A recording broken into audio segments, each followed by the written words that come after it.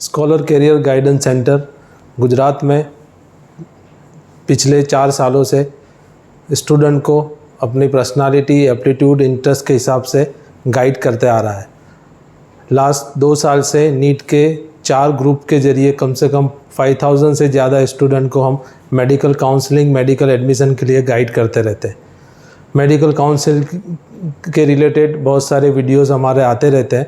Last हमारा medical और paramedical courses, medical counselling के डॉक्यूमेंट्स, और इस बार हम फॉरेन मेडिकल एजुकेशन के लिए कौन कौन सी पॉइंट्स को ध्यान में रखना चाहिए और कौन कौन के पॉइंट्स को देखकर हमको एडमिशन लेना चाहिए, इसके बारे में हम आपको गाइड करेंगे। मेडिकल एडमिशन अब्रॉड में पेरेंट्स को और स्टूडेंट को कुछ कन्फ्यूज़न होते हैं, कुछ डाउट्स होते हैं।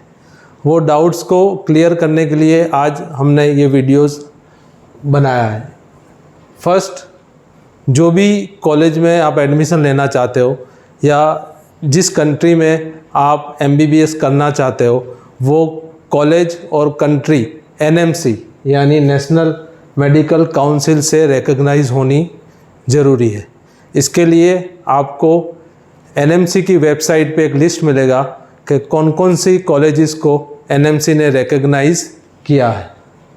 सेकंड, हमको कौन सी कंट्री को प्रीफर करना चाहिए। एक सार्क है, वो पाकिस्तान, बांग्लादेश, नेपाल, चाइना, ये जो कंट्रीज़ है उसको सार्क कंट्रीज़ बोलते हैं, जहाँ पे मेडिकल एजुकेशन के लिए कुछ सीटें गवर्नमेंट ने फ्री प्रोवाइड की।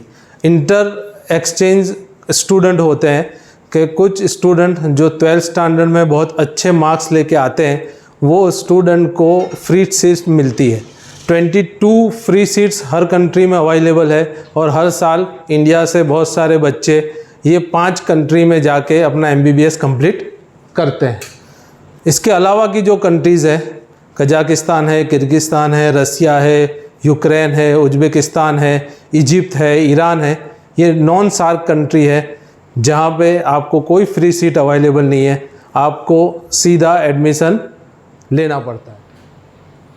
इसके बाद हमको मेडिकल एजुकेशन में हम जब MBBS करते हैं तो MBBS का जो करिकुलम है वो करिकुलम MCI का curriculum, medical council of India का जो करिकुलम है वो करिकुलम से रिलेट करना चाहिए।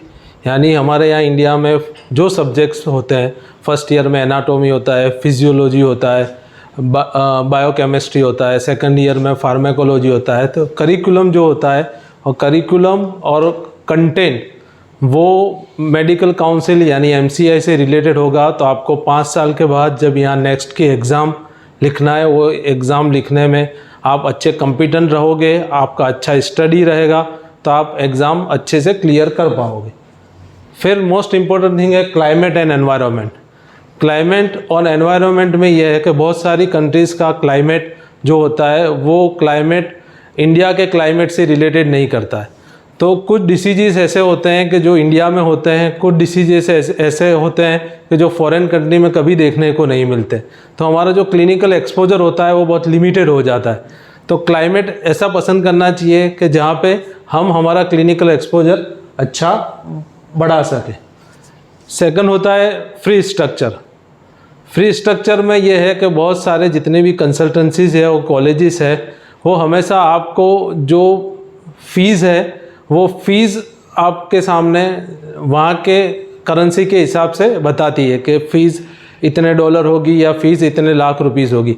बट आप इतना याद रखिए कि जब भी आप अपना पासपोर्ट की जेरोक्स निकलवाते हो, वहाँ से लेके जब आपका बच्चा इंडिया में नेक्स्ट के एग्ज़ाम के लिए अपीयर होता है, आप वहाँ तक का एक्सपेंस कीजिए। इसमें हॉस्टल के भी एक्सपेंस को काउंट कीजिए, बोर्डिंग, लॉजिंग, बुक्स, प्रैक्टिकल सब एक्सपेंस मिलाएंगे तो आपका बजट जो कंसल्टेंट आपको बजट बताता है, इससे आप at least 5 to 10 lakh rupees exceed budget लेके चलिए, तो आप फाइनेंशियली अपने आप को मैनेज कर पाओ। और एक मोस्ट इम्पॉर्टेंट पॉइंट ये है कि आप जिस भी कॉलेज में एडमिशन लेते हो और जो कंट्री में एडमिशन लेते हो, आप वो कंट्री का लास्ट 10 ईयर्स का FMGA एग्ज़ाम का जो रिकॉर्ड है वो रिकॉर्ड को स्टडी कीजिए कि वो कॉलेज में से कितने % बच्चे FMG एग्ज़ाम पास किए हुए, क्योंकि बहुत सारी कंट्री में बहुत सारी कॉलेज के बच्चे FMG एग्ज़ाम पास नहीं कर पाते हैं और इंडिया में बहुत सालों तक एग्ज़ाम की प्रिपरेशन करते रहते हैं और एग्ज़ाम की ट्राई करते रहते हैं।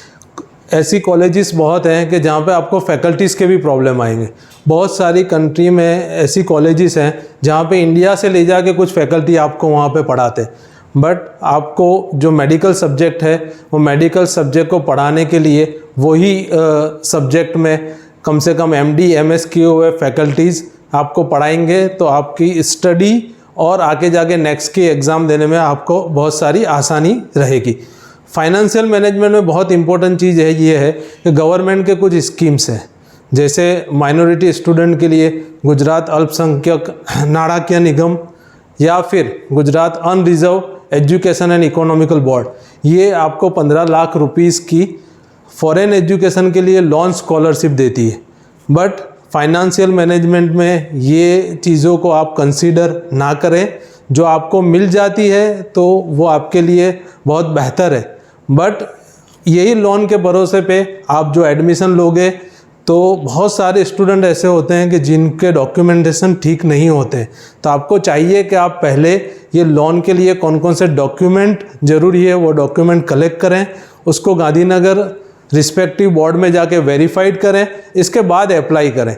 ये लोन मिल जाती है तो बहुत अच्छा है, मगर यही लोन के भरोसे पे बहुत सारे पेरेंट्स एडमिशन ले लेते हैं और हम कुछ स्कॉलरशिप स्कीम्स भी चलाते हैं, तो वो पेरेंट्स बाद में आते हैं कि हमने ये स्कॉलरशिप के भरोसे पे लोन लिया था, आज हम उनको फाइनेंशियल प्रॉब्लम हो रही है, हमको फ़ीस भरने में प्रॉब्लम हो रही है। तो कम से कम आपका फाइनेंशियल मैनेजमेंट बहुत अच्छे तरीके से देखें तो आपकी फैमिली और आपका बच्चा स्ट्रेस फ्री एजुकेशन ले सकेगा। देन आता है प्रैक्टिसिंग लाइसेंस।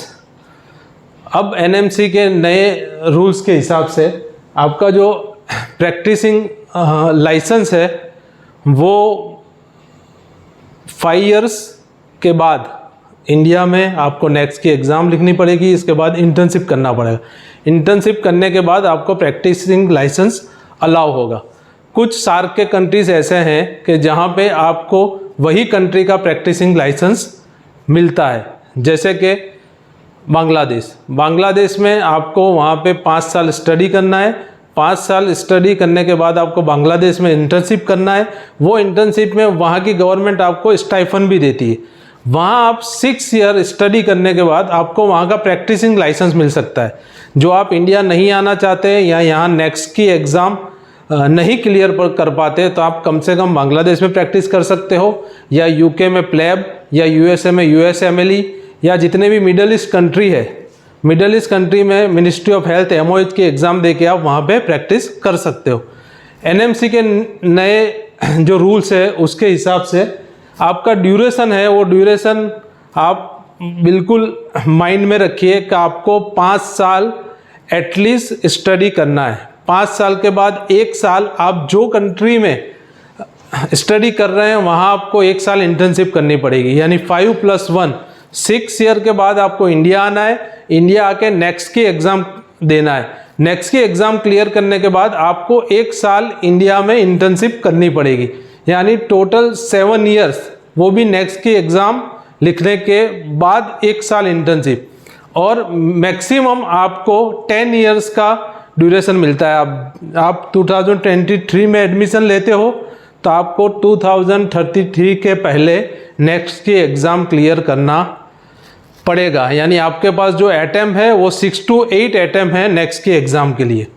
ये जो पूरा सिलेबस होता है वो पूरा सिलेबस NMC के नए रूल्स के हिसाब से इंग्लिश लैंग्वेज में होना चाहिए। बहुत सारी कंट्रीज़ ऐसी है कि जो आपको उनकी लैंग्वेज में, वो कंट्री की लैंग्वेज में MBBS करवाती है, बट MCI के नए रूल्स के हिसाब से वो सिलेबस, उनका करिकुलम और स्टडी इंग्लिश में होना चाहिए। अब तक जो एग्ज़ाम होती थी वो FMGE की एग्ज़ाम होती थी, फॉरेन मेडिकल ग्रेजुएट एग्जामिनेशन, वो अभी गवर्नमेंट ने चेंज करके उसको नेक्स्ट के एग्ज़ाम में कन्वर्ट कर दिया है। दूसरा कि आप जब भी कोई कॉलेज सिलेक्ट करते हैं तो कॉलेज का अटैचमेंट किस हॉस्पिटल से है वो आपको सबसे पहला देखना चाहिए। वो हॉस्पिटल कितने बेड की है, वो हॉस्पिटल कौन से मॉडर्न इक्विपमेंट और मेडिकल के रिलेटेड जो जो फैसिलिटीज़ है वो प्रोवाइड करती है, वो हॉस्पिटल में कितने पेशेंट आते हैं। मिनिमम डेली 500 पेशेंट हर डिपार्टमेंट में वो हॉस्पिटल में आने चाहिए। दूसरा कि वो हॉस्पिटल में आपको जब काम करने का मौका मिलता है तो वो रोटेशन वाइज होना चाहिए। कभी आप गायनेक डिपार्टमेंट में हो, कभी आप सर्जिकल डिपार्टमेंट में हो, कभी आप फिजिशियन डिपार्टमेंट में हो, कभी आप पेडियाट्रिक्स डिपार्टमेंट में जाओगे, तो आपको रोटेशन के वाइज आपकी स्टडी भी चलनी चाहिए और इंटर्नशिप भी चलनी चाहिए। कुछ कॉलेजेस ऐसी है कि वो जनरल स्टडी करवा देती है, आपको ना हॉस्पिटल से अटैचमेंट देती है, ना आपको हॉस्पिटल में वो जाने देती है। तो हॉस्पिटल कैसी होनी चाहिए वो बहुत इम्पोर्टेंट है, पेशेंट कितने आते हैं वो बहुत इम्पोर्टेंट है, और आपको कितना क्लिनिकल एक्सपोजर मिलता है। तो आपकी 5 साल की स्टडी में आपको जितना क्लिनिकल एक्सपोजर मिलेगा उसके हिसाब से आप नेक्स्ट की एग्ज़ाम भी क्लियर कर पाओगे और इंडिया में आके आप अच्छे से अपना इंटर्नशिप कंप्लीट करके मेडिकल प्रैक्टिस कर पाओगे। मोस्ट इम्पॉर्टेंट चीज़ ये है कि बच्चों को कन्फ्यूज़न ये होता है कि क्या हमको फॉरेन में जाके MBBS करना चाहिए। तो एटलीस्ट जो आपके 300 प्लस नीट में मार्क्स है तो आपका फर्स्ट अटेम्प्ट है, तो आपको सबसे पहले सेकंड अटेम्प्ट का ट्राई करना चाहिए और चाहिए कि आपको इंडिया में ही MBBS करना चाहिए। आपका 300 मार्क्स है, आप मेहनत करोगे, थोड़ा स्ट्रगल करोगे, आपके कॉन्सेप्ट अच्छे होंगे तो आप 200 150 प्लस लेके आओगे तो आप इंडिया में अच्छे से MBBS कर सकोगे, तो आप 5.5 साल में डॉक्टर बन जाओगे। सेकंड चीज़ ये है कि आपका फाइनेंशियल मैनेजमेंट। यहाँ कितने बच्चे ऐसे होते हैं जो 300 प्लस मार्क्स लेके भी आते हैं, बट इंडिया में सीट्स हमारे पास कम है, तो मेडिकल का जो बजट है कभी कभी 50 लाख टू 70 लाख रुपीस तक चले जाता है। तो जो बच्चा पढ़ने में अच्छा है, जो बच्चा अच्छा स्टडी किया है, नीट में अच्छे मार्क्स लेके आया है, बट फाइनेंशियल मैनेजमेंट वो अच्छा नहीं कर पा रहा है, तो फॉरेन एजुकेशन बारे में वो सोच सकता है और फॉरेन में जाके वो MBBS करेगा तो इजीली नेक्स्ट के एग्ज़ाम क्लियर कर पाएगा।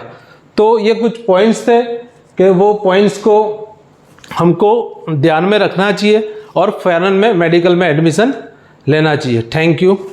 हम बहुत सारे वीडियोस बनाते रहेंगे, बहुत सारी मेडिकल रिलेटेड जितने भी काउंसलिंग और कोर्सेज़ के बारे में आपको गाइड करते रहेंगे। तो आप हमारे वीडियोस लाइक भी करिए, सब्सक्राइब भी करिए और शेयर भी कीजिए। Thank you.